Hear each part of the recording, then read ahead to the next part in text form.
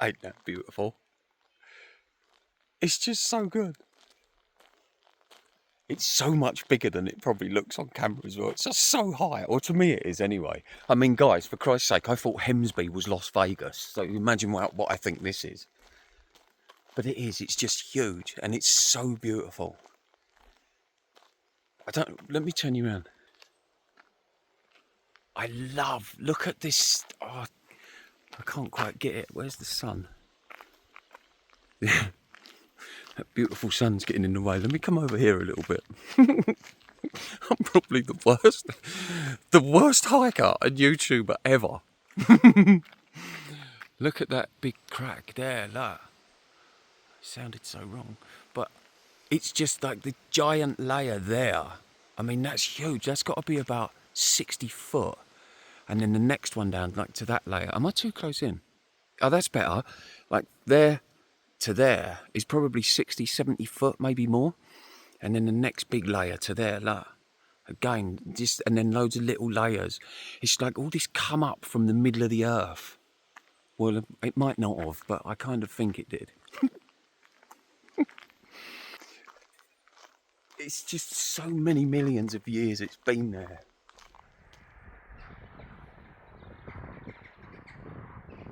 So I was just walking down the roadside there that you can see, and I suddenly saw this big hollow underneath this giant rock. I mean, that's huge. Absolutely huge. I mean, if it fell, I'm totally squashed. But look, all the little boulders that have fallen off and stuff like that. And it goes real deep in there. Amazing. Let me spin you around.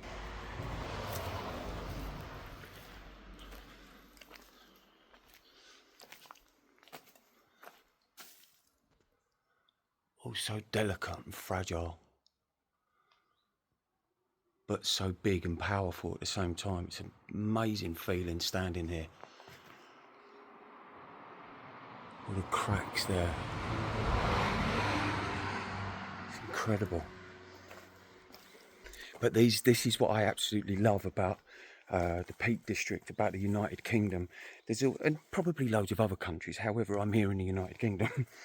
But it's all part, you just see this on the roadside. You know, if we open our eyes a little sometimes, we see all this sort of stuff. As I'm walking down here, I try and be as present in the moment as I can be. And without wanting to sound too woo-woo, I'm not thinking of where I'm actually headed for, which is kind of loosely towards Hope Valley. I want to show you Hope Valley. I think you guys all, or who haven't seen it, will think Hope Valley is just gorgeous. So I'm kind of loosely heading there. However, I always allow myself the freedom to do little things like this, come off and explore, stuff like that. But also if en route I decide I want to go somewhere else, to go somewhere else. So I try and allow myself that freedom. And sometimes, this is really steep what I'm getting down here. But sometimes, oh shit. But sometimes that can leave me feeling slightly nervous about what's to come. But it's a nervous excitement. You know, it's like it constantly keeps me in that state of be ready, I guess, but not be ready as in, oh, I'm going to be attacked. No, just, wouldn't be ready is the wrong word. I can't quite put my finger on it because it's a feeling that's new to me since I've been out here exploring and stuff, you know. And I might have said this before, but I'm no big like adventurer explorer doing the Arctic and all that. No, I just like simple things like that.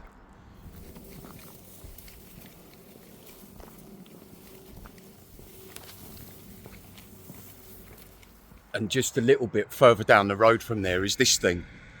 Some of you might remember this from a short that I did when I first come to the Peak District, and I walked past it and got so excited because I've seen a big hole in the landscape. But let me spin you around. Okay, I'm being stung all over the place. But look, great big cave. I mean, I've got my pack on here, so I can't get up this properly, but amazing. Goes so far back.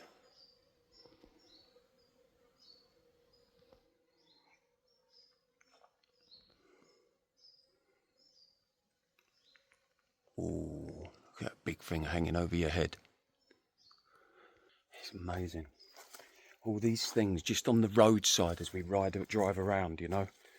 But the sad thing that I find sad, I'm not saying people are sad to do this, I find it a sad thing that all this beauty is here, but we'll drive past vaping or, you know, listening to music. Nothing wrong with listening to music. I mean, I listen to music, so that's not what I'm getting at, but I'm saying that's something that we do.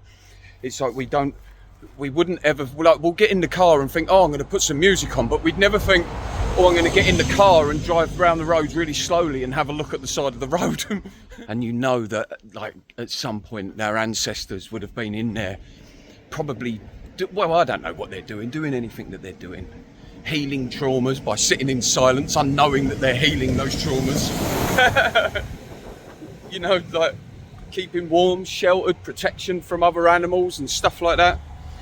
And it's just, it always gets my imagination stirring, always. And I love touching that stuff, but look where I'm walking.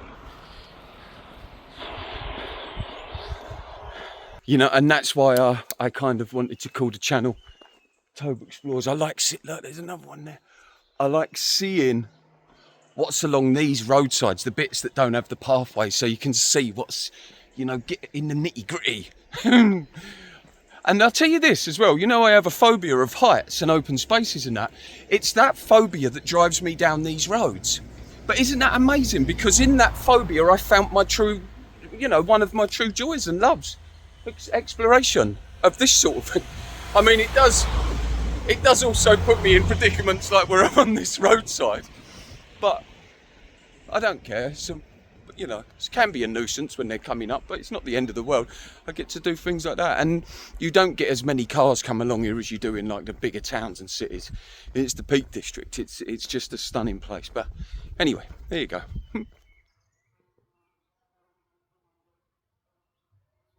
I wanted to say on that last clip as well about the phobia and me having found my love for something within that phobia, or that phobia drove me down a different route in life. Which made me see things. Hello, mate. He's laughing at me. He's like, why would you record there? I ask myself this as well, you know, but I can't help it. It's what I like doing. I like to film in the moment, you know, rather than look back on something and recollect how I was feeling. I do that sometimes, but I like to kind of record in the moment. It's probably not the best way to do things or the most professional, but I don't care. It's my way. But what was I saying? Yeah, how I found my love of something within the phobia. And I wanted to say, like, forgive me if I sound teachy. I don't mean to. I'm always nervous about that. But, you know, what areas of your life are you scared of that perhaps you would find, if you went into that, you would find your love, your desires for something, your inspirations. I could do this all day, every day for the rest of my life and not get paid. You know, isn't that wonderful? But I'm hoping that this YouTube channel gets big enough so I can get paid. You know, and it's growing. So how wonderful is that? So I just found a whole new way of life within a phobia. Not totally within the phobia, but within that phobia was part of me coming out to the mountain ranges, and I'm like, oh, I can't get to the top, and it would upset me for a couple of years. And I was like, oh, I'm just going to have to walk round. Everyone else goes up there. I'm going to have to walk round. That led me to have some amazing experiences. I've found all sorts of caves and waterfalls that other people haven't seen. I've slept in places where people probably didn't even know existed. You know, it's led me to the most wonderful adventures. And so there might be an area of your life where you're scared of, but by going into that, something else will come out of it. It might, like, in other words, where is your anxiety leading you? Anxiety is often a signpost for us. It's often a signpost telling us where we need to go.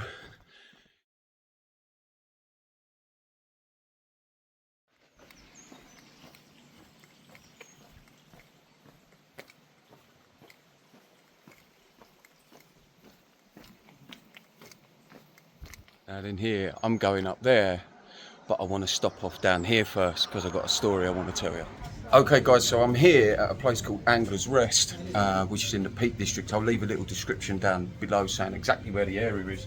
But this wonderful lady who's just walked off because she don't want to be on camera, Debbie, she advised me last night to have a pie for dinner. Anyway, I had this pie. It was absolutely giant and filled me up for the whole night. So we all know I love giving the little independent chains a shout out and a good plug, because they can always use this clip as well. You know, I love doing that. It's as the channel gets bigger, more and more eyes get on it. Hello, sir. What do you think of the Angler's Rest? Very good. He loves it. See, now he knows. He's an older guy, so he's been to hundreds of thousands of pubs in his time, haven't you, mate? Thousands. And here she comes. Look, she looks worn out from him. She looks worn out. You're very right. Bless him. Yeah. But She looks after me anyway. does she? Yeah. She looks like a good egg. She looks like a good egg. Would she look after me though? Yeah, I'll look after anybody. Okay, I'm coming with you two. We'll end this clip and I'm going home with these two. I've put Thanks, yourself guys. there on that too. But yeah, you know, it's a lovely, good atmosphere place. Debbie, thank you so much. It was a lovely dinner. I actually asked her. I said, "What can I have that will really fill me up? What's your biggest meal out of a lasagna and a steak and ale pie?" And she said, "Get the steak and ale pie." Honestly, guys, I got this steak and ale pie and I couldn't finish it. But yeah, anyway, there you go. The Angler's Rest, lovely place. Right, time to tell you that little story.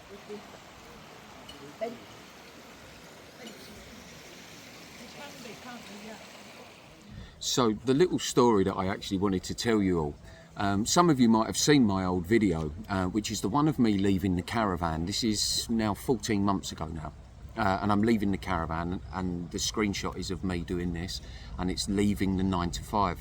When I left that video, that had 31,000 or 30,000 views, and I gained 1,600, 1,700 new subscribers from that video. Now at the time when I released that video, I was up in the peak somewhere.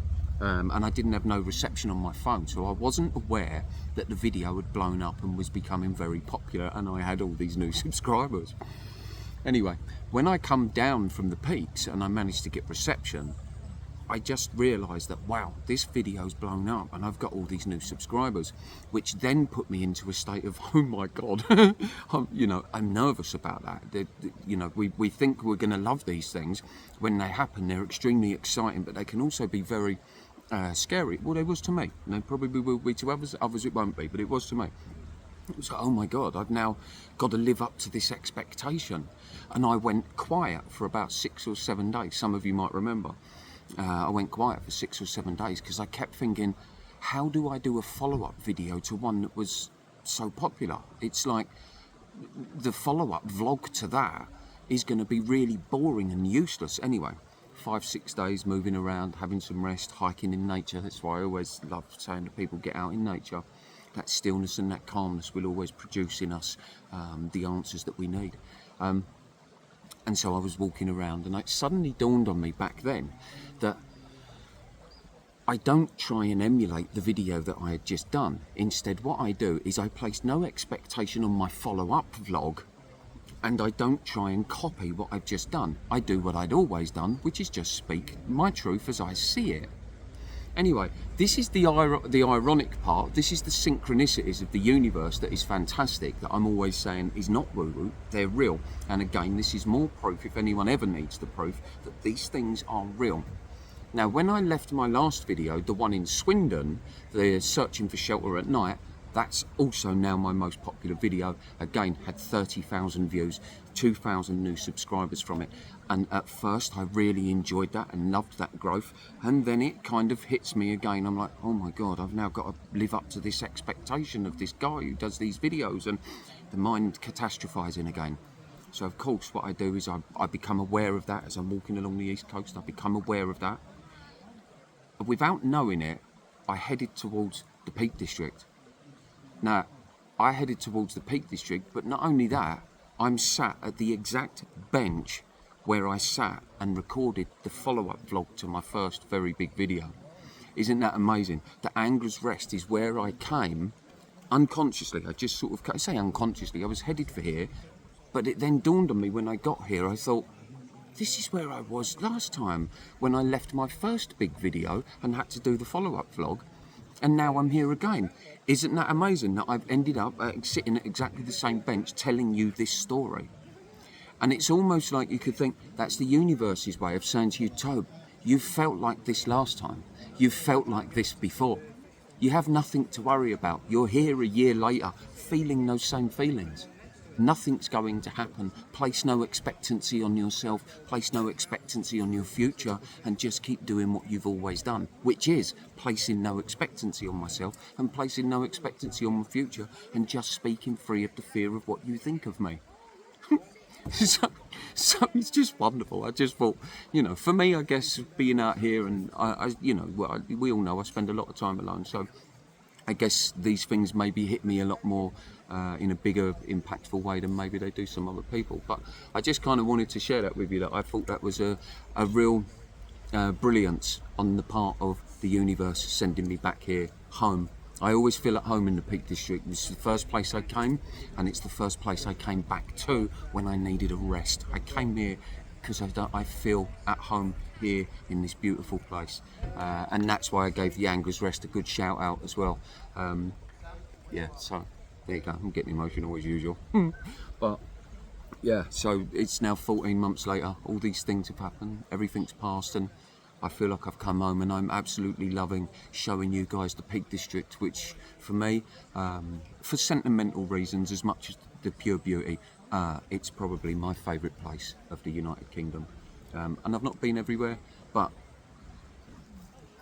if someone said to me this is where I have to end up the rest of my life, I'd be okay with that, guys. I love this place, I love the people, and yeah, let me continue on having my lemonade that I'm having, getting back in touch and that connection with nature. But let me just also take this opportunity to say thank you so much, guys, for your patience, your love, your support and your encouragement as always. Sometimes being out here alone and you're growing a channel on YouTube and people get to know you more and more, that can be quite daunting, and I have no one to actually talk to about that. You know, it's like me here, and it's part of what I love though. You kind of let those feelings come up, wash out, they evaporate, and then you see clearly after a little while. And that's the beauty of it. So we're getting back to basics here. Let me continue exploring the Peaky D, sharing it with you guys, talking to people like I just did them two wonderful people who are now there. You know, and let's continue to make a complete Wally of myself. Anyway, guys, I love you all and thank you so much.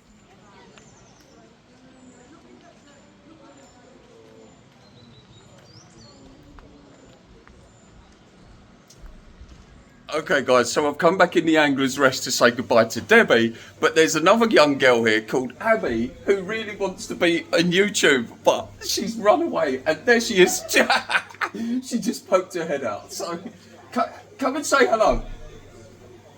She's gone, she's in the kitchen. I just thought that would be funny. There you go. Anyway, right, see you later guys.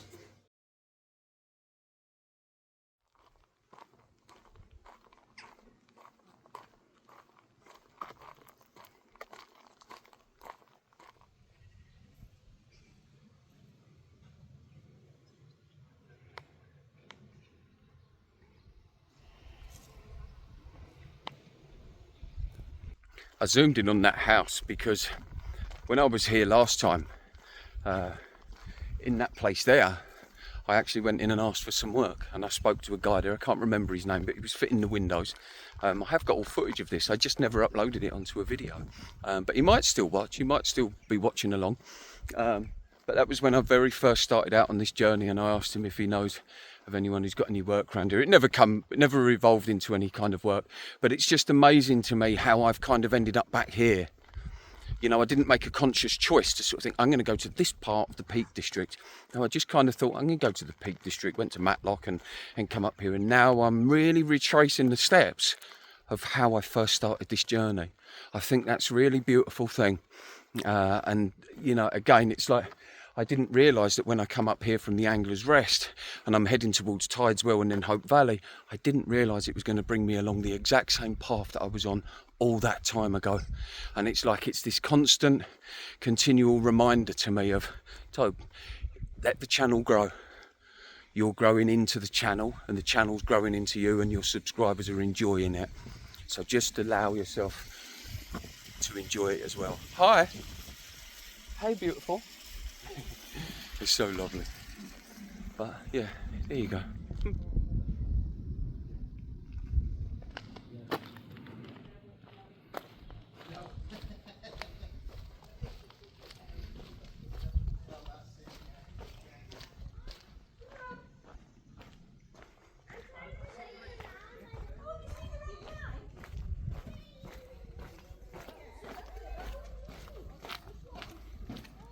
It's lovely being back and walking through this place, because this Tideswell is where I was the first day.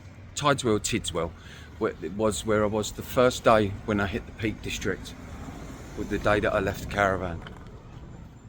And it's so lovely to be back here. I'm going to go, and it's just reminded me of other stuff now. This is wonderful.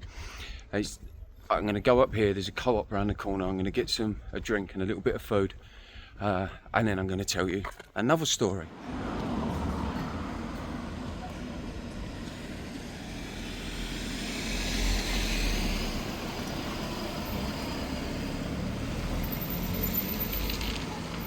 Hiya.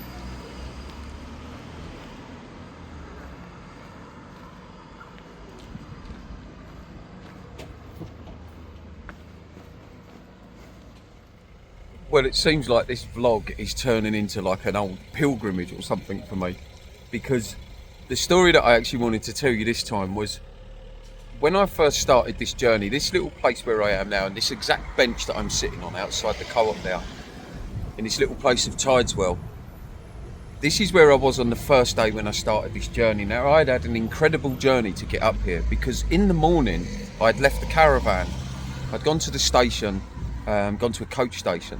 I got on a coach, and I was on this coach for about half an hour, 45 minutes. And then I had a huge panic attack about what I was doing, everything I was doing, and it kind of hit me that I was, wow, are you really going to do this? So I had this huge panic attack and got off the coach, and I was going to turn around and, this is stupid, I'm not doing this. But then I actually changed my mind again, and I ended up getting the train rather than the coach, which is what I had booked. Got on the train, got off in Sheffield, got on a bus, but there's a lot there that I'm missing out, but got on a bus, and then I ended up in this place. And one of the things that made me first realise that this journey could work, I just need to keep putting the trust in myself, put the best of me back into me, put my faith in myself that I will be able to deal with whatever arises, both physically and mentally. And it was the acceptance of knowing that that's going to be a struggle, and the strain was part of the reason I was able to kind of go through those first few days, which were absolutely terrifying, guys. They really were scary. But anyway, I sat here. I had nowhere to go that night. I didn't know where I was going. And shortly after this, actually, I managed to book a campsite. So it turned out kind of all right. But at the time, I didn't know where I was going. Anyway, a guy come out the co-op. I think his name was Dave or John or Richard. I can't remember. He might still watch because he's subscribed then. So he might still watch and he might remember. But he come out the co-op and he saw my big Bergen, which was the other Bergen back then. And he said, oh, are you travelling far? And I told him the story. I said, well, I've just left London. I was done with that life. I wanted to create a new life. I don't really know what I'm doing. I don't really know what I'm doing, but I know what I don't want to do. And so by the not doing of the thing I don't want to do, it forces me to find some other way of doing something. So anyway, a very long story short here, but this guy, we chatted for ages. He wished me well, and he walked off around the corner there. I sat here and I finished off eating whatever it was I was eating.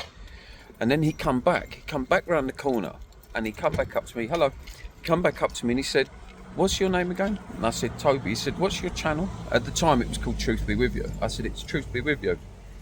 And he said to me, okay, he said, listen, I love your story. I love what you're doing. And he shook my hand, and as he shook my hand, he'd left something behind. And when I had a look, he put £40 in my hand.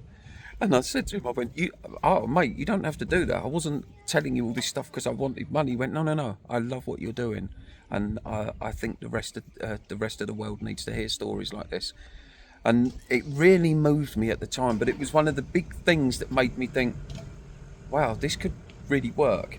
I've just got to try and understand these fears and emotions that are going on rather than run away from them, i.e. would have been the going home. Maybe I have to just go into them a little bit more. Now, I'm not suggesting everyone does that kind of thing. You know, if you feel you deal with the things in the way that you feel that you need to deal with things. But that was it for me. I was like, I can't go back. I was so fearful. The fear that I had of creating this new life was a lot weaker than the fear that I had of living my old life for the rest of my life. In other words, I had so much fear from the life I was living, like, is this going to be it? Is this going to be it? And then one day I'm going to be in my grave going, well, what was all that about? You know, and that frightened me more than the fear that I had of being out here. And when I tapped into that, I'm getting nervous thinking about how I felt when I was sat here then. You know, and just kept going through that. And I hopefully, this doesn't sound like I'm saying like I'm a hero thing. I think we all know I worry with that a little bit, but it's really not, guys. It's trying to just share the story so that, as always, I will say this in every video, I hope it helps you maybe see areas of your life that maybe you're being a bit too vulnerable on, or being a bit too precious on, and not understanding that you will actually be okay. Most of the time you will be okay. You know, if anything's going to be happening to you that's going to put your world in complete danger and your family in danger, well then reconsider. Me being out here, what's the worst that can happen to me? I spend a night on the streets, sat outside a church. You know, it's like, that was the worst. It was still terrifying because I'd walked away from everything, my friends and family and that. Hadn't walked away, that always makes it sound so dramatic, but I'd left that all behind and didn't know what was going to happen and where I was going to end up, where I was going to go. I didn't know what the outcome would be. I had no visual idea of what to expect, you know. And that's scary for the human mind when it can't see an outcome or it can't see a route. It's very scary for the human mind.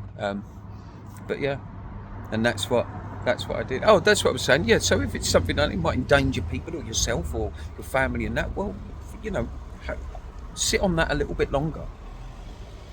But other times we might just be fearful of doing something and we think that the fear is telling us we shouldn't do it, rather than sort of looking at the fear like, well, that would be a normal thing to happen, i.e. me sitting here on this bench not knowing where I'm going. You can see how relaxed I am with it now. It's 5 o'clock in the evening.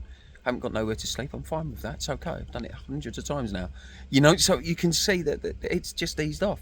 But you know, sitting here at that beginning time, of course, never done that before. Didn't know where I was going to sleep. So of course it's going to bring up fear. Of course it's going to bring up panic. Of course it's going to make the mind catastrophize. Of course it is. It's sending me warnings. It's doing what the body should do. It meant I was functioning properly. It was then my having to then identify that mind chatter and being able to separate from that and go, that's mind activity. The reality is I'm sat on a bench in Tideswell, a lovely little town, and a guy just gave me £40. You know, it was undoing the conditioning that I needed to go home each night.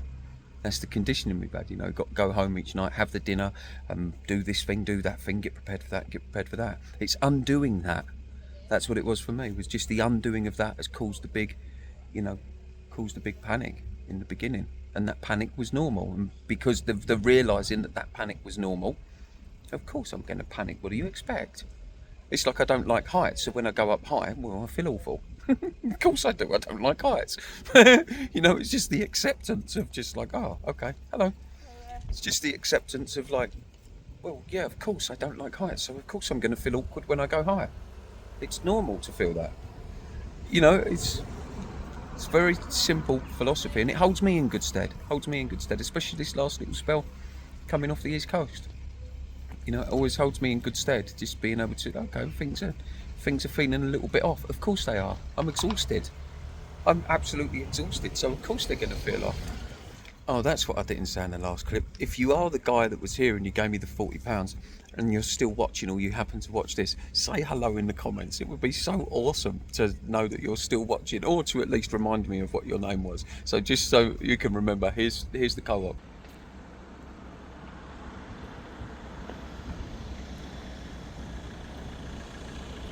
That's where we was here, and you made all this, you had a big impact on making all this possible, so thank you so much, my friend.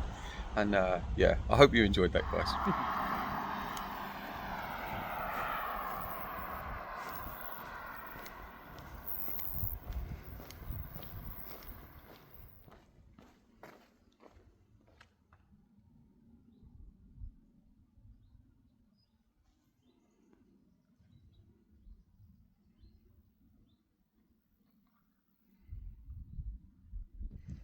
How absolutely beautiful. That lump that you can see there, that bump, that's Windhill. It's just so nice. Look, I was going to rest and say something, but I can't. I just have to show it. In fact, let me spin you around.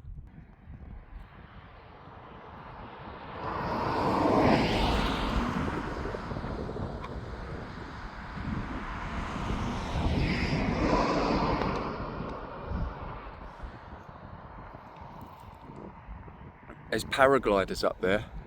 If I zoom in, you might see them. Make them out. That must be amazing. The way the sun hits that part there. This is what really gets me. This is, for me, this is the ultimate in beauty. This picturesque countryside. It's just stunning. It's so big, so open, so beautiful. It's like, I've said it before in other videos in my Peak District ones, it's just postcard picture perfect. And the lovely thing with a Peak District, you could walk 200 metres down the road and it changes. The landscape changes. It's so good. And I'm walking along a road. A lot of guys would walk along the top of the ridge lines there. Beautiful. Nothing wrong with that, so I'm not criticising that. But this is what I'm saying.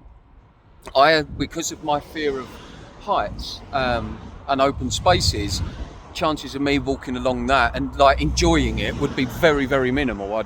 I might be able to do it, but I'd be having to really concentrate on, well, not concentrate, it's the wrong word, but really like well, I have a fear of heights, so you can work it out. It just wouldn't be very comfortable.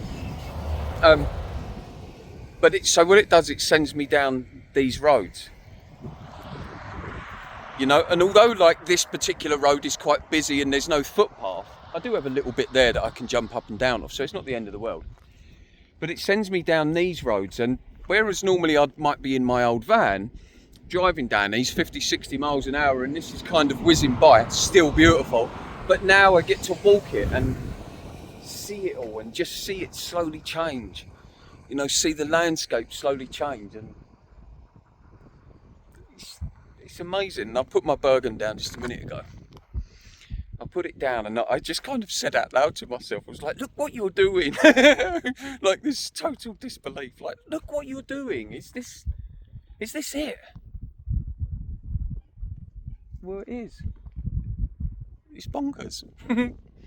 Anyway, it doesn't mean, like I say, I just always want to be realistic here, and there's the polarity of that I want to point out. Yes, it's beautiful. Yes, it's wonderful.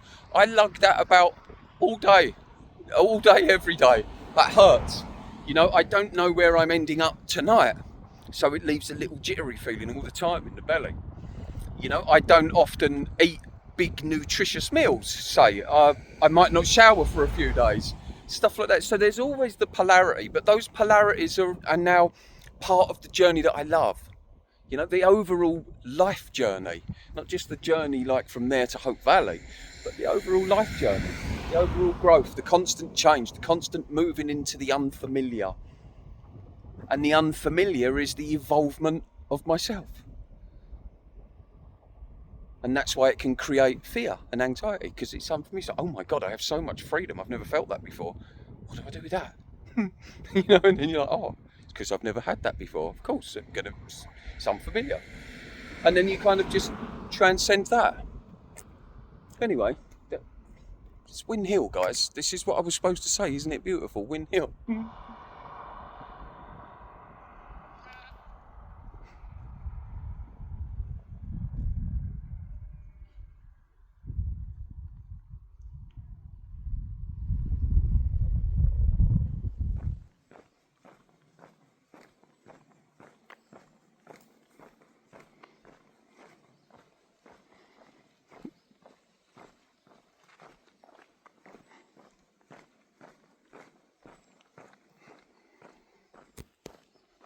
See how lovely it can be on the road when there's no cars. It's just like, it's so beautiful here, and it's easy for me to walk on carrying this big pack. That's why I quite enjoy the roads. Especially here in Peak District, Lake District. It seems like there's loads of cars going past, but a lot of the time you get big gaps in between cars coming, and then you see stuff like this. Just dense woodland.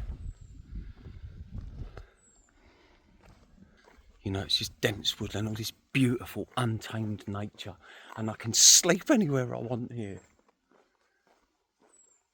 It's amazing. And then there's a car coming, I can hear a car coming. You know, but that's what I like about it, those moments of silence. It's like I'm so grateful for them, because the alternative is the cars going past, which don't bother me, it's just people doing their thing. But when they come and you get a bit of it going on and then they go, it's like, oh, and you just absorb that moment. Little kid waving at. It's amazing. It really is. All this like woodland here that we don't normally see. I'm sorry the shots aren't the best in the world on the phone.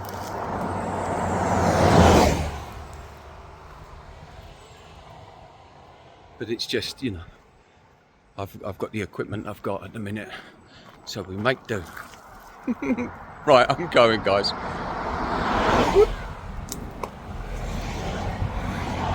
So you can see why when that happens. Oh, look. Oh, let me clean this stupid screen. There you go, look. It's like all these rock faces just coming out, and then the trees out of it. It's like something out of you lot are going to think I'm stupid, but it's how my mind goes when I'm like this. That's why I love it so much. That's why it's so addictive. It's like a scene out of Jurassic Park. It's not, it's the Peak District, but that's what it's like to me as I walk through here. And then whenever I go home, I've not seen my friends now in a long time. I think it's just over a year, and I'm going back to see them very soon. I miss them dearly. The boys down at the caravan, and a couple of guys from my running club that I used to go to. Miss them dearly. So I'm going back to see them very soon, but I know the boys from the caravan, when they see me, they're going to give me such a hard time, and I'm going to love it, because I know they love me. So, and look, there's a cave over there. I'll go over to this cave. It's so rugged. This is what the Peak District is. It's just this ruggedness. Look at that cave. This is on the roadside, like, you know, people must drive past and go, what is that guy doing? But all that guy is doing is completely indulging in what he loves. That's it. So a big lion comes out. Wow. That goes right underneath there, but I am not getting in there.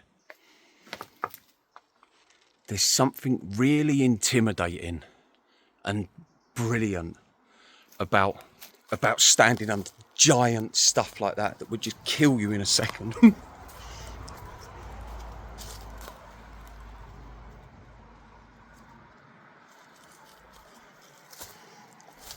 It's just so good.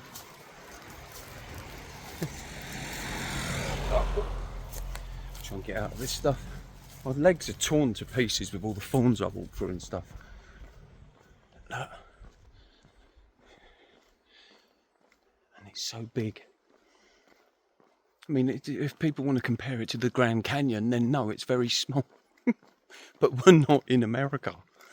We're not in we're in little old Peak District. It's just so beautiful, like in the United Kingdom. No one knows these little treasures are here. It's beautiful. It smells like nature. It's probably because it is nature, Tobe. Right, I'm going. Like this, look. This is about 15 minutes after that last clip. What's this? What is it? Just this random thing. Like, what was that doing? Some of you probably know. It's got a big hook on it. What is it? It's funny. I don't need to know what that's called. I was saying this in another video a little while ago. I never care what any of this stuff is. I just like the wonderment of my imagination letting loose on it. And well, not thinking what it is, just marvelling at it, that it's there, because it's there, and because I can marvel at it. I have the consciousness to observe it, is what I mean. But that, I want to know what it is. I think it's because it's man-made. Who knows?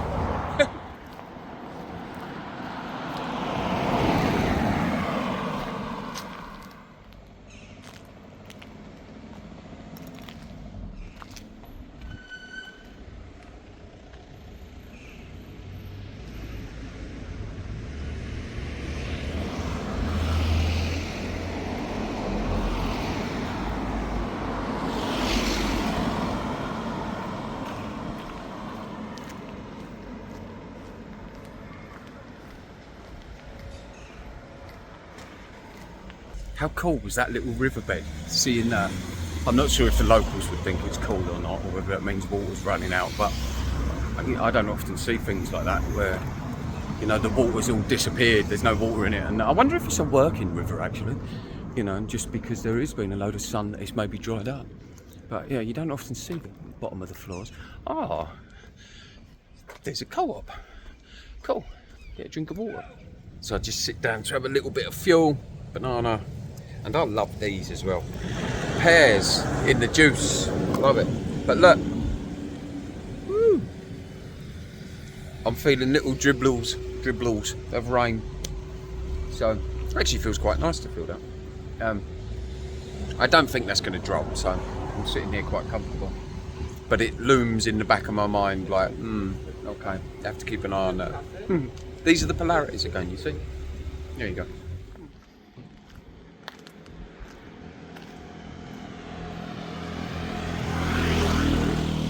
Okay, the reason I'm showing you that is because I've never mentioned this because it kind of never come into my head.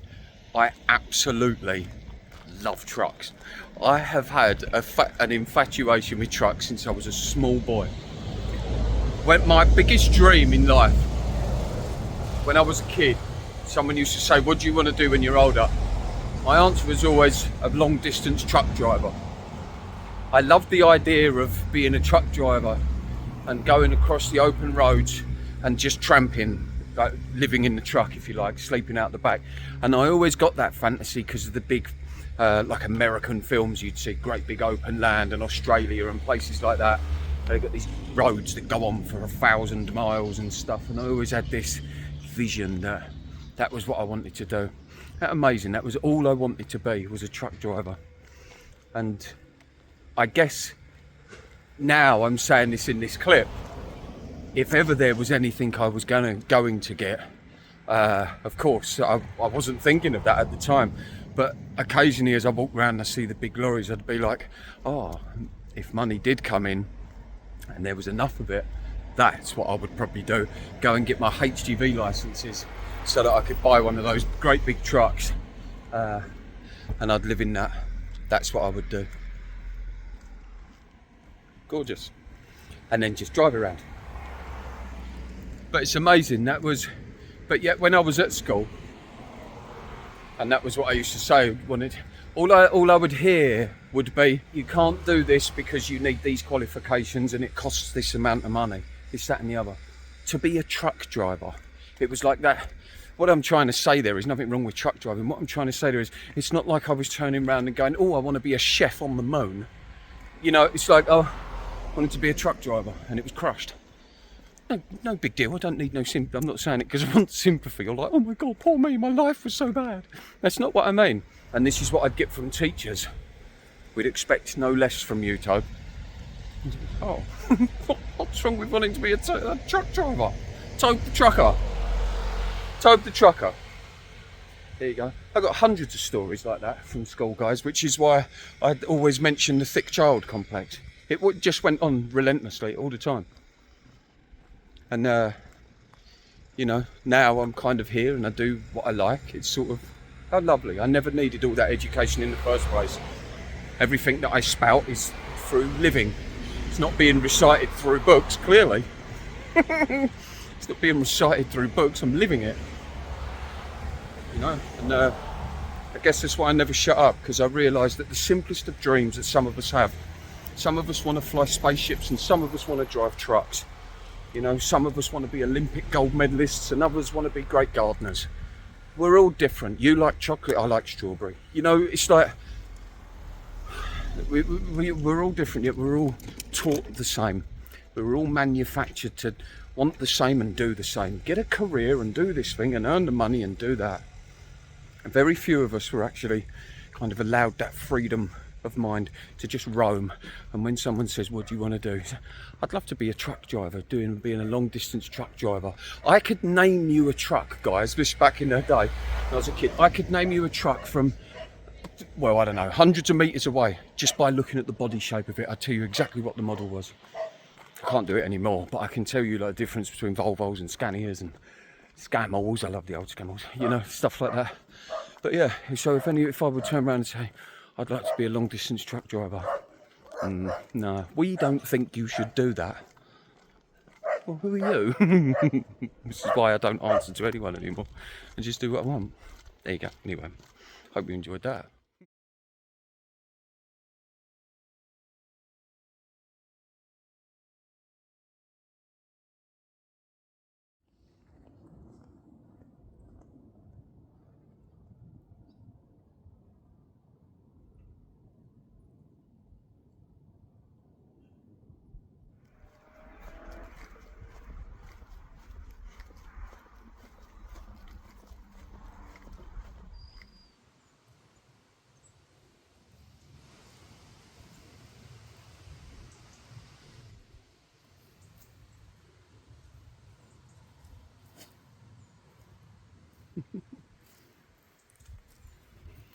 No other sheep anywhere else.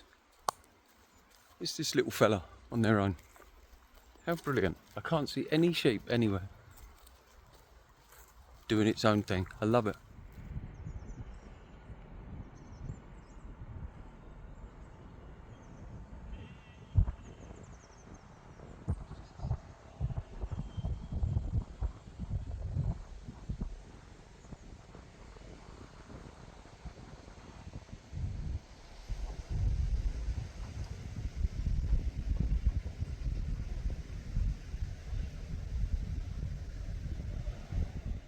All you see from here, like that whole ridge line, it's Windhill up there. There's someone standing on top of it as well, you can just make them out. But all along here, this beautiful ridge line, see all the curves and the contours. That's what the Peak District is beautiful for, not the great big high giant mountains. Just this beautiful, just hills and peaks as far as you can see. It just provokes things.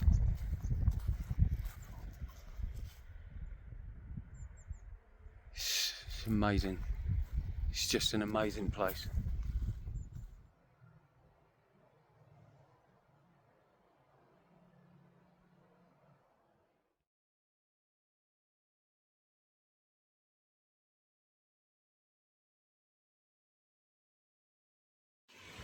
So it's a little after 8 p.m. And I'm now on the lookout for somewhere to sleep. Should be a little bit easier in the Peak District to find places to sleep than where I was in the towns and, you know, all that kind of stuff. So it's nice to be out in the countryside looking for somewhere. So yeah, little off. I think it's about 10 past 8, something like that. Let me spin you around so you can see what's going on. Oh, sorry guys, let me pause that, I'll do it again. There we go, that's a bit better. The train moving up there, brilliant. But I'm just kind of heading out of hope. So we'll see what we find. So I've come a little bit off the beaten track here. There's a number of places here I would at a push put my tent up, but it's a grazing stock field. I generally don't like to do that. I've learned over this time of being out here that you know, it's well, I kind of see it as though this is their home, and if I come on here and pitch my tent up, they want to come and have a little look, quite rightly, like, who are you, what are you doing here? So I generally try and leave them alone, and just keep pushing out, and it's always quite a nice walk out anyway. Little mum with her 2 babies there. You know, it's kind of, I feel if I start putting my tent up over there, it unnerves them a little bit. Maybe it doesn't. Maybe I don't know what I'm talking about, but it's kind of how I see it anyway. And it's so beautiful, so I don't begrudge walking here. But I don't know if any of you know this. I mean, lots of you probably do, but I've never mentioned it before. That above 1,000 feet, you've got the right to roam off of the footpath. I think that's how you say it, which means you could probably pitch your tent anywhere. I mean, I'm not going to go up 1,000 feet tonight. It's just not practical for me, where I do this every single night. If you're doing it as like a hiker or someone who's a through hiker, that's totally different, because I think in the back of your mind you would always know that you're going home at some point. So no matter how much you burn out or get tired, you're going home to kind of rest. Whereas that is not in my head. I'll have to do this again tomorrow. You know, and that's not a gripe or a moan, but that's just for those who might think, why don't you go up into the mountains more and that? It's like, it's just not practical for me to do that every single day. And don't forget, I try to vlog as well, and I like to go through the towns and speak to people and stuff like that. So this YouTube channel is equally as much as something I love as the guy who's out here, you know. So lovely. There's just trees all over the place. Look at this. Yes, Tobe, it's a tree. We know. But here it's lovely, calm. Beautiful stream down there. Look, that's a nice spot there. If I can get down there somehow, that would be pretty good. Although I don't know. See, this is the thing where I get a little bit fussy. That's a lovely spot there, although you would get a lot of midges there and stuff. Plus, look at these big trees. One of those branches comes off. That's it. You're gone. Chances of the branches coming off, well, not very big. However, look, all the branches there. You see them? Branches there, big boy. This is all fallen over. Those trees there have all fallen down. This one's fallen down. You know, so you kind of get used to reading the lay of the land a little bit. And I ain't no expert. There's other guys out there who know much more than I do. I just sort of go with my gut feeling all the time on this stuff. But yeah, right, let's see if we can get my fat arse through this. Oh, there we go. Must be losing weight. But yeah, okay. Let's show you where I am. That screen, I do keep cleaning that camera, guys, but it keeps doing this. Okay, so it's 8:30 at night. So 25 minutes after I said I was looking for somewhere to sleep. I think I found somewhere that I'm comfortable enough with, which let me spin you round. Somewhere along here. There's people walking along the path there, but like I say, there's going to be very few now getting this time of night, and they're used to seeing tents around here, so it's not a big deal.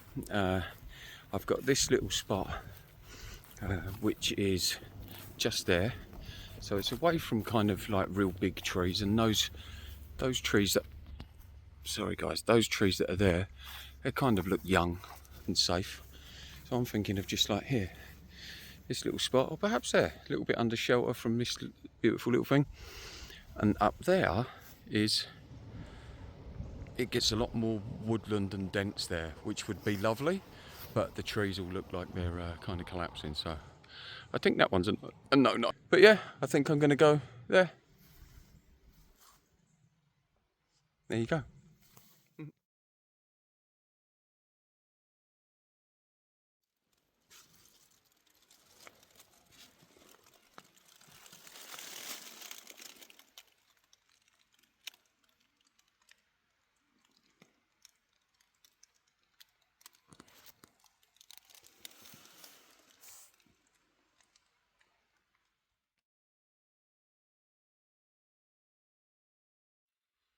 Absolutely incredible waking up here. You can hear all the cows and that stuff waking up in the barn. Their mooing is so loud. It's phenomenal. It's like, I don't know if you can hear it or not, but it's a load coming from over there, the load coming from over there.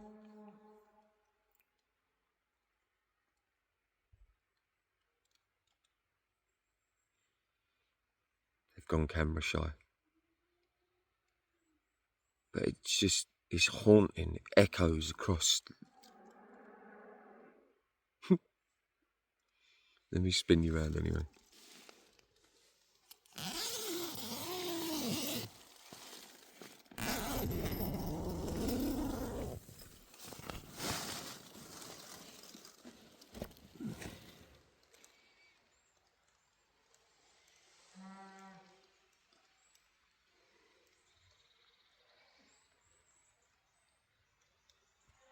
And that's it. Turned out to be a nice little spot. It was really dark here.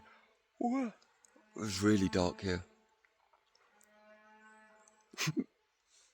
But it was so peaceful. So I might just lie down for a little while longer. So much easier and peaceful wild camping here.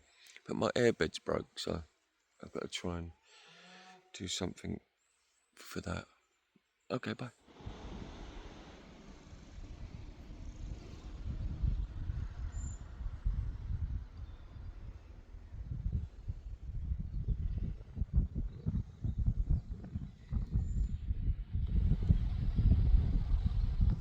So the first of probably quite a few wild camps here in the Peak District. I say the first this time around. Obviously I've done them before here, but since I've come back, so yeah, it turned out to be a lovely little sleep, lovely little spot, nice and peaceful.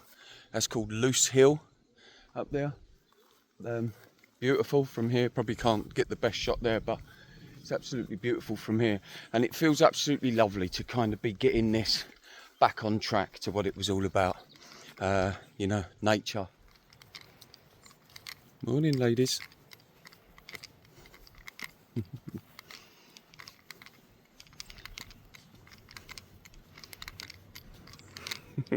They always run with such like a panic.